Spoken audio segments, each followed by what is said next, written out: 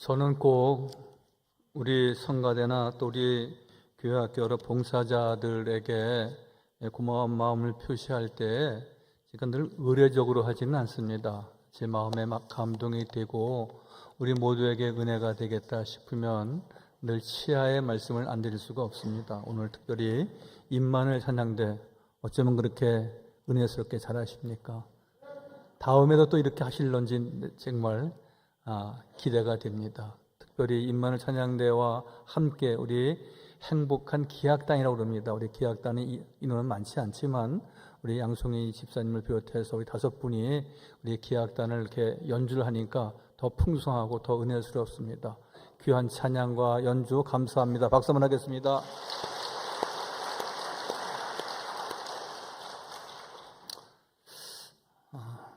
저는 고향이 하남시 풍산동 129번지였습니다. 그 번지수는 없어졌습니다. 지역이 개발되면서. 그런데 그 풍산동 129번지에서 한 300m 떨어진 곳에 큰 느티나무가 있었습니다. 그래서 동네 모든 친구들이 또 어르신들도 그곳에 와서 장기도 두고 바둑도 두시고 우리는 또 여러 가지 나무에 올라타서 우리 원숭이 같이 매달리기도 하고 재미나게 놀았던 추억의 느티나무입니다. 느티나무가 그 당시에 80년, 90년 되었다고 했으니까 우렁찼습니다. 그래서 거기에 그네도 매달고요. 또 나무를 잘 타는 친구들은 저 꼭대기까지 올라가서 늘 노래를 부르기도 하고 또 어떤 곳에는 나무 가지가 이렇게 두 줄기가 있어서 거기다가 어떻게 얽이고 설켜서 거기서 낮잠도 자는 친구들이 있었습니다. 나무가 크고 무성하니까 동네에 있는 모든 아이들과 어른들이 나와서 쉼을 얻습니다. 그리고 그곳에서 같이 뛰어놀면서 교제도 하고 행복했던 시절이 아마 여러분들도 그런 비슷한 시절이 있었을 것입니다. 나무 하나가 우렁차게 크니까 많은 사람들이 유익하게 지내는 겁니다. 오늘 1부 때도 나비 축제 이런 말씀을 드렸는데 우리나라에도 한평군에서 나비 축제를 합니다.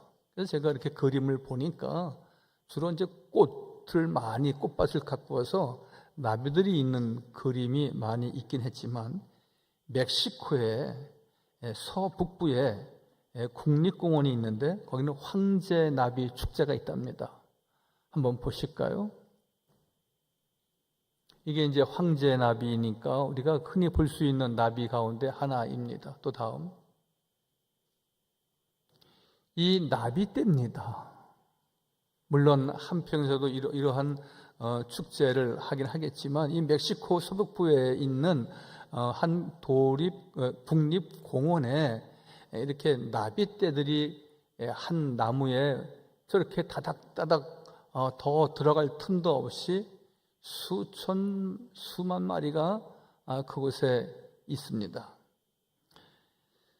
나뭇가지가 무게를 못 이겨서 축 늘어져도 나뭇가지가 부러지진 않습니다. 그리고 저 나비떼들이 저곳에 와서 쉼을 얻고 또 영양도 섭취하고 그런답니다. 가지가 무성하면 동물들도 그렇고 저렇게 나비떼도 그렇고 또 우리 사람도 동리에 큰 나무가 있으면 많은 편안함을 얻습니다. 결론부터 말씀을 드리자면 우리도 그러한 잘 심겨진 나무가 되어서 가지가 무성해서 많은 사람들에게 유익을 줄 수 있으면 좋겠다. 그런 말씀을 제가 드리고자 하는 것입니다. 나무 이야기를 더 하자면 겨울에는 나뭇가지에 물이 오르지 않습니다. 만약에 나무가 미쳐갖고 나뭇가지에 물이 한겨울에 오르면 그 나무는 얼어 죽습니다. 참 자연의 신비는 기묘합니다. 그랬다가 이 낙엽이 다 떨어지고 새 봄이 되면은 물이 오릅니다. 그리고 가지가 퍼져 나갑니다. 봄이 되면 나뭇가지에 물이 오르고 다시 가지에 생명이 살고 일어나 잎이 나고 활기가 돋기 시작합니다. 사랑하는 성도 여러분, 우리의 믿음도 이제 자라나야 됩니다. 뭐든지 큰 문제는 머물러 있고 정체되어 있고 물이 한 곳에 모여만 있으면 그것이 더러워지고 썩고 부패할 수밖에 없습니다. 물은 흘러야 되고요. 계속 위로부터 다 물이 흘러 모아져서 늘 모든 생명의 근원이 되어지는 것과 같이 우리의 믿음도 자라나야 하는 것입니다. 믿음에도 그릇이 있다고 그러지 않습니까? 은그릇이 있고 금그릇이 있다 그랬으니까요. 주님도 말씀하시기를 우리가 금그릇 같은 신앙은 무엇입니까?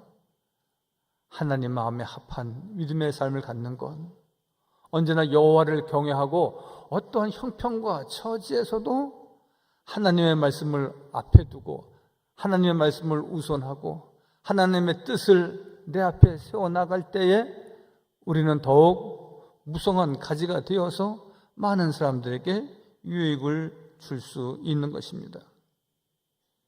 가지는 아무리 많아도 나무는 그 줄기는 하나입니다. 그죠? 한번 그 나무 가지 있는 거 보실까요? 하나? 보시죠. 저게 제가 하남시 풍산동 129번지에 있던 나무하고 비슷해서 저걸 하나 이렇게 그림을 보여드리는 겁니다.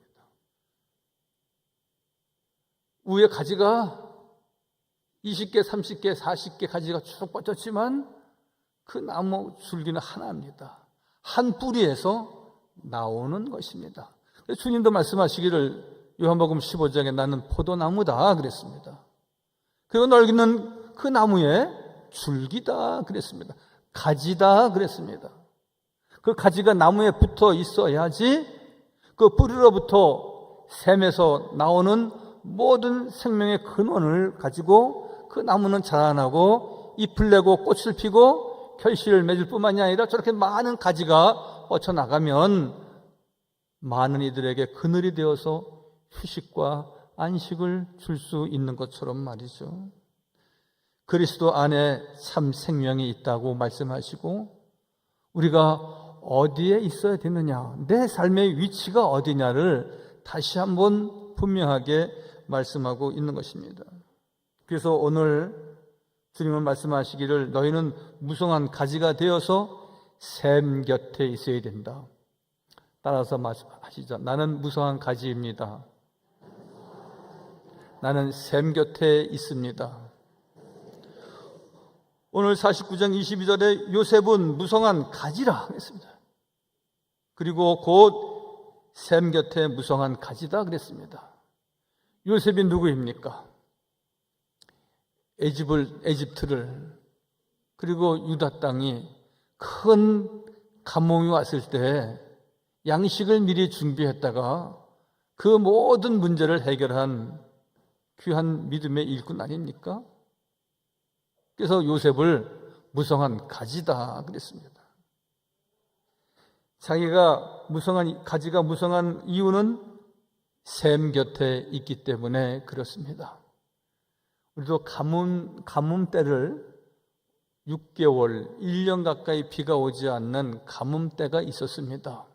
그러면 말할 것도 없이 모든 초식 식물들은 바짝 마르고 맙니다. 그리고 산에 있는 모든 나무들도 늘 시들시들하고 그렇습니다. 그런데 개울가에 물푸레나무가 있는데 그 물푸레나무는 그 가뭄 때에도 잎이 청청한 것은 뿌리를 깊이 샘 곁에 내리고 있기 때문에 그렇듯이 여러분 우리의 삶에도 믿음도 좋은 때가 있고 풍성한 때도 있지만 감오는 때도 있습니다. 걱정과 근심으로 늘 시간을 보내면서 답답한 나를 만나기도 합니다. 그러나 주님만 내 곁에 계시면, 내가 성전에 잘 심겨지기만 하면 샘 곁에 심겨진 나무와 같이 우리는 늘 주의 말씀을 사모하며 주 앞에 예배하기를 기뻐하는 우리 모두가 되어야 될 줄 믿습니다. 시편 1편에도 잘 아시는 대로 복이 있는 사람은 시냇가에 심은 나무와 같다 그랬습니다. 시냇가에 심은 나무와 같은 사람이 복을 받는 사람이고, 그 복 받은 사람이 모든 사람들에게 같이 그 복을 나누어 줄 수 있는 근원이 된다고 말씀합니다. 싱싱한 생명력을 가진 자는 나무는 복이 있는 나무입니다. 시냇가에 심은 나무가 생명력이 있기 때문에 그렇습니다. 샘 곁에 무성한 가지의 샘이란 끊임없는 생명과 공급의 근원은 하나님께 있음을 또 고백하게 되는 겁니다. 여러분, 여호와 하나님은 창조주 하나님이십니다. 우리 주 예수 그리스도는 우리의 생명의 근원이십니다. 여러분, 나무가 샘 곁에 있어서 그 샘이 근원이 되어서 그 나무를 크게 숲을 이루듯이 말입니다. 여러분, 오늘도 저는 이 말씀을 준비하고 아침에 이렇게 출근을 하면서 예배당에 나오면서 요 삼성 레미안 단지에 심겨진 가로수를 보았습니다. 가로수가 조금 버텨서 말씀을 드리면 이렇게 우람합니다. 그리고 키가 커졌습니다. 가지를 쳐줘야 될 정도로 가지가. 근데 저는 그것을 15년 전에 봤거든요. 다 1년생, 2년생밖에 안 되는 조그마한 나뭇가지였습니다. 그걸 쭉 심어놨는데 이제는 아주 큰 나무로 자라났습니다. 우리 교회 앞에 소나무가 한 그루 있습니다. 그 소나무도 처음에 다 키가 요만큼한 작은 소나무였는데 이제는 그 주변에 그늘을 만들 수 있을 정도로 커졌습니다. 저는 우리의 믿음도 자라나야 된다고 생각합니다. 우리의 신앙도 더 우리가 성숙한 단계로 이뤘을 뿐만이 아니라 우리가 말씀과 성령 충만한 삶을 이루기 위해서는 더 주님께 가까이 나가야 하는 것입니다. 샘곁이란 은혜의 강가를 말하는 것입니다. 우리나라 옛말에 비빌 언덕이 있어야 한다고 말합니다. 성전은 내 비빌 언덕입니다. 힘들고 어려울 때 여러분 꼭 성전에 나와서 예배하고 또 평일에도 나와서 기도하고 그러십시오. 내가 이룰 수 있는 것은 거의 많지 않습니다. 하나님이 이루셔야 되고 하나님 고치셔야 되고 하나님 우리의 걱정과 근심을 담당하시면서 우리에게 새 믿음과 신앙을 주신다고 말씀하셨기 때문에 샘 곁에 있어야 된다. 말씀 곁에 있어야 된다. 은혜의 강가에 심겨지는 저와 우리 모두가 꼭 되시기를 바랍니다. 할렐루야. 우리는 공기의 소중함을 잘 압니다. 그러나 때로는 늘 그런 거니까 공기의 소중함도 있고 물의 소중함도 있습니다. 이번에 강릉시에 물 공급이 안 돼서 어려움을 겪었다는 이야기를 들었습니다. 한 달 동안 제한급수하고요. 그래서 빨래도 제대로 못하고요. 화장실 일도 깨끗하게 못하고요. 여러 가지로 불편한 게 아닙니다. 물을 물쓰듯 하던 때도 있었지만 그래서 물이 소중함을 몰랐지만 그들이 깨닫고 우리도 간접적으로 깨닫는 것 가운데 하나입니다. 여러분, 늘 공급이 되니까, 늘 은혜 가운데 있으니까 늘 감사하며 우리가 살아야 할진데 우리가 성전에 심겨지고 주의 말씀 가운데 우리가 자라날 수 있는 것 감사하고 찬양하고 그리고 은혜 위에 은혜를 더하는 복된 성도가 꼭 되시기를 바랍니다. 여러분 곁에는 무엇이 있습니까? 우리 곁에 있어야 할 것이 무엇이겠습니까? 스트레스를 관리하는 사람들의 이야기를 들으면 스트레스를 관리하는 최고의 비결은 긍정한 사람을 옆에 두는 것이다. 긍정적인 사람과 함께 하는 것이다. 그렇게 의학자들은 말합니다. 곁에 부정적인 사람, 비관적인 사람이 있으면 나도 모르게 그렇게 부정적이고 비판적이 된다는 것입니다. 내 곁에 긍정적인 사람, 적극적인 사람이 있으면 나도 모르게 긍정적이 되고 적극적이 됩니다. 괜찮아. 할 수 있어. 하나님이 함께 하셔. 나도 함께 기도할게. 여러분, 이 이야기와 그래? 그러다가 몇 년 살면 누구나 다 떠나는데 누구나 다 아프지 않은 사람이 어디 있어? 다 떠나는 거지.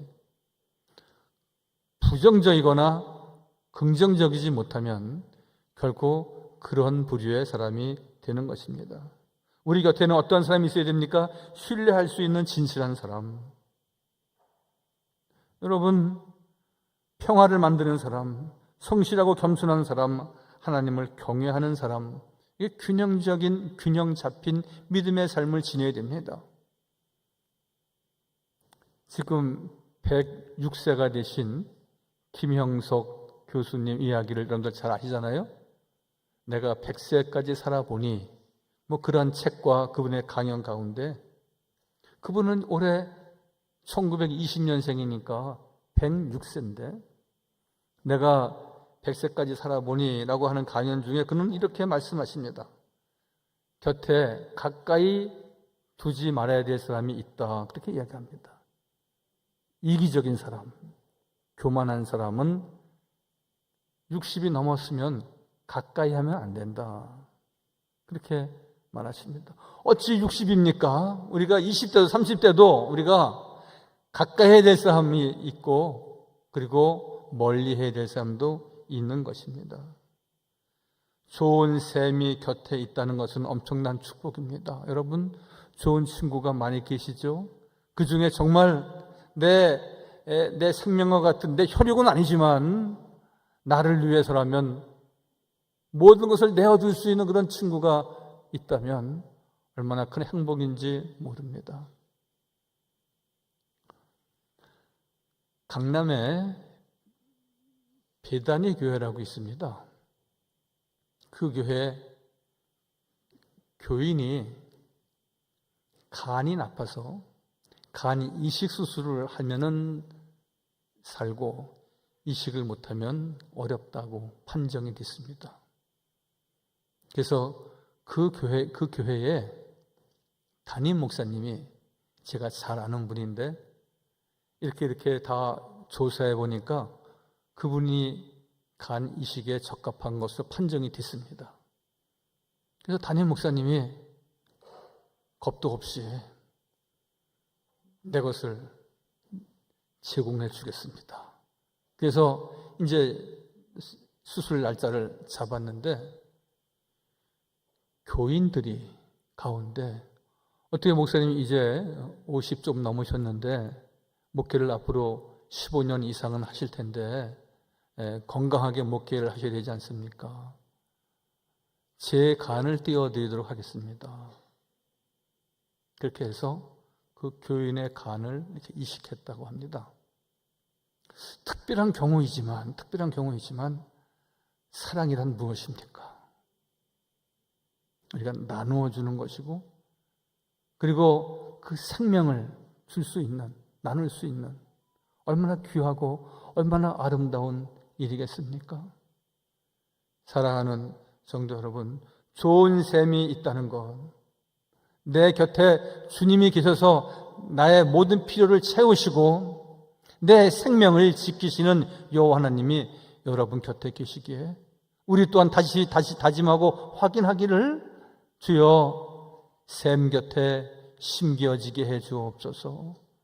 주의 말씀 가운데 늘 잘 박힌 목과 같이 세워지게 해 주옵소서. 주님 한 분만으로 만족하는 믿음과 신앙을 갖게 해 주옵소서. 우리가 기도하면 기도하며 우리가 늘 좋은 셈에 늘 하나님의 말씀 가운데 매인바되는 귀한 성도가 꼭 되시기를 바랍니다. 창세기 26장 18절부터 20절까지에 보면은 이삭의 종들이 골짜기를 파서 샘 근원을 얻었다 하는 내용의 말씀이 있습니다. 이삭의 종들이 골짜기를 파서 샘 근원을 얻었다. 그냥 자막을 그냥 두세요. 여러분, 팔레스타인은 매우 그 가뭄이 심한 지역이기도 하고, 또 이 당시에 샘을 판다는 것은 전쟁을 하는 것과 같았습니다. 야곱의 샘 이야기 많이 들어보셨죠? 전쟁을 할 때에 저들이 종족 간의 분쟁이 있을 때에는 어떻게 하면 그 샘을 많이 확보하느냐, 우물을 많이 확보하느냐가 관건이었거든요. 근데 여기도 보세요. 20절에 그랄 목자들이 이삭의 목자와 다투어 이르되 이 물은 우리 것이라. 샘을 갖고 다투는 겁니다. 우물을 갖고 싸우는 겁니다. 우리의 것이라 하며 이삭이 그 다툼으로 말미암아 그 우물을 에색이라 하였으며, 그리고 19절에 이삭의 종들이 골짜기를 파서 샘 근원을 얻었다. 저들에게 있어서 절대 절명이었습니다. 샘을 갖는 것, 샘가에 심겨지는 것, 처절하게 저들에게는 매우 중요한 저들의 사명이었습니다. 마찬가지로 우리가 그냥 물을 물 쏟듯이 쓰면서 살아가지고 있지만, 또한 공기를 마시면서 그것에 대한 중요한 생각을 갖지 못하고 있지만, 중요한 것은 공기가 있어서 내 생명이 지켜지는 것이고, 늘 그 물로 인하여서, 생수로 인하여서 우리의 삶이 더 풍성해지는 것이고, 나무가지가 더 번성하고 번창하는 것 아니겠습니까? 그러므로 우리가 무성할 수 있는 유일한 해결책은 샘 곁에 심겨지는 것입니다.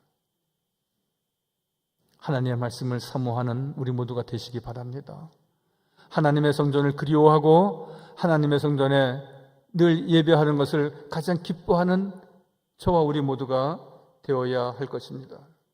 우리가 무성할 수 있는 유일한 해결책은 내 곁에 샘이 있다는 것이고, 내 곁에 주님이 계시고, 우리에겐 삼양제일교회가 있다는 것 아니겠습니까? 여러분, 사막 가운데 스케티스라고 하는 수도원이 있습니다. 사막 가운데 있는 수도원입니다. 그런데 그곳에 숲이 우거지고 새들이 지저귀고 꽃이 피고 있는 겁니다. 왜 그렇겠습니까? 사막인데 그 수도원 밑으로 오아시스가 있어서, 그 수도원 밑으로 물이 흐르고 있어서 나무가 자라고 꽃이 핀다는 겁니다. 우리의 삶 가운데 늘 메마른 삶이 있을 수 있습니다. 건조한 삶이 있을 수 있습니다. 사막을 걷는 것 같은 늘 지치고 힘든 삶이 우리에게 없다고 할 수가 없습니다.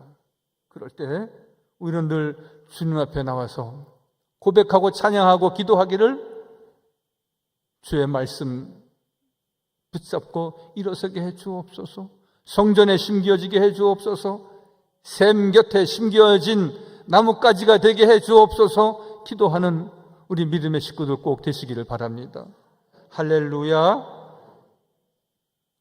그렇지 않고 세상을 쫓고 우상을 숭배할 때에, 세상의 문화에 빠져 있을 때에, 여러분, 우리의 인생은 나무가 메마르는 것처럼 늘 메마를 수밖에 없습니다.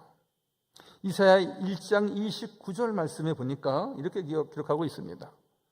너희가 기뻐하던 상수의 나무로 말미암아 너희가 부끄러움을 당할 것이요 너희가 택한 동산으로 말미암아 수치를 당할 것인데, 어떻게? 30절에 너희는 잎사귀 마른 상수의 나무 같을 것이요 물 없는 동산 같으리라 그랬습니다. 여러분, 나무가 결실하고 나무가 꽃을 피려면은 여러분 그 잎사귀가 청청해야 되지 않습니까? 그런데 너희 잎사귀 마른 상수의 나무 같을 것이요 물 없는 동산 같이 될 것이다. 여호와를 떠나면 우상을 숭배했던 당시의 백성들을 향하여서 선지자를 통하여서 하시는 말씀이었습니다. 말씀을 떠날 때, 성전을 떠날 때, 하나님과 거리를 둘 때에 내 인생은 메말일 수밖에 없다고 말씀합니다. 물 없는 동산을 생각해 보셨습니까? 물 없는 동네 일을 생각해 보셨습니까? 여러분, 이번에 강릉시가 그렇게 가물어서 여러분 댐에, 도담댐이라고 하는 댐에 물이 없는 거예요. 14%밖에. 40% 이상 물이, 지금은 50%, 비가 와서 50%에 찼다고 합니다. 물이 공급이 안 되는 겁니다. 그래서 제한급수하고요, 먹는 생수도 늘 1등급이 못 되고 2등급 물을 먹어야 되고요, 그것도 매일 먹는 것도 아니고 늘 격일제로 활용을 하고요. 생수가 없으면 오늘 말씀에 있는 것 같이 여러분 물 없는 동산이 되면은 여러분 그것은 우리 인생이, 메마른 인생이 나무가 다 말라 비틀어지듯 우리의 인생은 이렇게 비틀어질 수밖에 없는 것입니다. 성경은 샘에 대해서 많이 말씀하고 있습니다. 마른 샘도 있다고 그러고요, 터진 웅덩이도 있다고 합니다. 여러분, 저수지가 있는데 한두 군데 터진 데가 있어서 아무리 40% 50% 저수하려고 하더라도 계속해서 14% 이하로 떨어지는 것 왜입니까? 터진 웅덩이가 됐기 때문에 그렇습니다. 성경 예수께서 예레미야입니까? 예레미야서 2장 13절 50절. 내 백성아, 내 백성이 두 가지 악을 행하였다. 우상을 숭배하거나 세상과 짝하거나 하나님을 등지고 떠나면은 곧 그들이 생수의 근원되는 나를 버린 것이다 했습니다. 여호와는 생수의 근원이십니다. 그렇기 때문에 우리가 샘 곁에 심겨져야 된다는 말씀이고, 만약에 백성이 악을 행하여서 생수의 근원된 나를 버리면 스스로 웅덩이를 판 것인데 그것은 그물을 가두지 못할 터진 웅덩이다. 헛된 것이라는 겁니다. 40년, 50년 내가 모아봤지만 다 터진 웅덩이에 물을 붓는 것 같이 내가 누리는 복이 아니라 그 누가 누릴 수밖에 없도록 그것이 다 헛것이 되고 만다는 것입니다. 여러분 명심하십시오. 믿음으로 구하지 않는 것 다 허망한 것입니다. 기도하며 구하지 않은 물질이 있다면 그것은 내가 누릴 것이 아니고 터진 웅덩이와 같아서 다른 데로 다 다른 논밭으로 흘러갈 물일 수밖에 없다는 것입니다. 기도하고 얻은 것, 하나님을 가까이 하고 누리는 것, 그것만이 최고라고 오늘 말씀하고 있습니다. 우상을 숭배하는 자, 하나님을 떠난 자, 그 잎사귀가 마른 상수나무 같다고 그랬고요, 물 없는 동산 같다고 그랬습니다.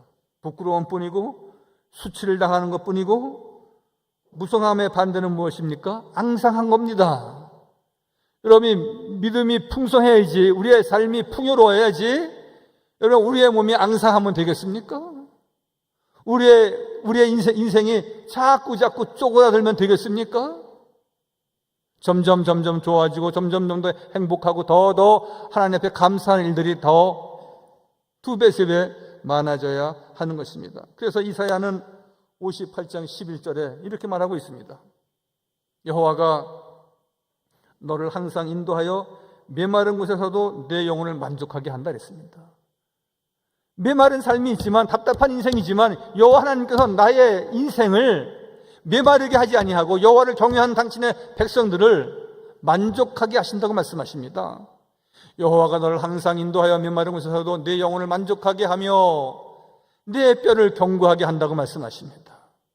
내 뼈를 견고하게 한다고 하시는 말씀은 우리를 영적으로도 강건하게 하시지만 육신적으로도 늘 튼튼하게 주께서 지키신다는 약속의 말씀입니다.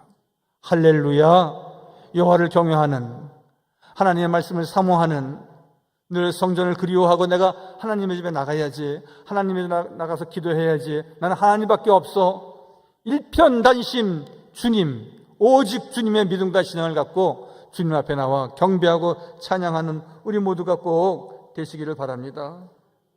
그래서 우리의 무성한 가지가 요셉은 담을 넘었다 그랬습니다. 나만 은혜 받는 것이 아니라 내 가족의 담을 넘어서 그 경계를 지나는 겁니다. 여러분, 우리가 다 예전에는 아파트 생활 전에는 다 일반 주택에서 다 담장 하나로 이웃집이 있고 내 집이 있었습니다. 그럼 여기에 담장이 덩굴을 심으면은 내 담만 쌓는 것이 아니라 남의 집 담도 넘어가고 그렇습니다. 여러분, 이것을 우리가 신앙적으로는 영향력이다 그렇게 말합니다. 내가 잘 믿어야 남도 잘 믿도록 우리가 권할 수 있고 영향력을 행사할 수 있습니다. 가지가 담을 넘는 것과 같이 여러분, 우리의 경계도 마찬가지입니다. 우리가 늘 삼양동에 있고 강북교에 주로 많이 사시지만 우리는 이제 세계로 나가야 됩니다. 세상으로 나가야 됩니다. 많은 교회가 선교를 이야기할 때 오늘은 삼양제일교회, 내일은 아시아, 모레는 세계로 그런 표를 가지고 있는 교회가 많이 있습니다. 좋은 표 가운데 하나입니다. 여러분, 우리가 오늘 여기에 이 자리에만 머물러 있는 것이 아니라 그 경계를 넘어서 세상으로 많은 사람들에게 흡족한 은혜를, 단비를 우리가 같이 받을 수 있는 은혜를 흘려보내는, 그 물줄기를 흘려보내는 나뭇가지가 담을 넘는 것과 같이 우리가 모든 이들에게 주님의 사랑을 펼치고 우리가 같이 갑절의 은혜를 받는 복된 삶이 저와 우리 모두에게 꼭 있어지기를 주님의 이름으로 간절히 축원하여 드립니다. 할렐루야. 거룩하시고 자비로우신 아버지 하나님, 주님은 우리의 연한 가지다고 말씀하셨습니다. 무성하고 힘있고 가지가 뻗음으로 담을 넘는다고도 말씀하셨습니다. 내가 그 높은 세 가지 끝에 연한 가지를 꺾고 높고 우뚝 솟은 산에 심겨진다고도 말씀하셨습니다. 아버지 하나님, 저희들 하여금 샘 곁에 심겨진 무성한 가지가 되어서 많은 사람들에게 안식과 유익을 줄 수 있도록 주님 돌보시고, 또한 늘 주님 곁에, 말씀 곁에 성전에 심겨진 네바은의 백향목과 같아서 언제나 주의 말씀으로 자라나고 잎을 내고 꽃을 피고 결실할 수 있는 은총이 우리 모두에게 있게 하여 주옵소서. 모든 말씀 예수님의 이름으로 감사하며 기도하옵나이다. 아멘.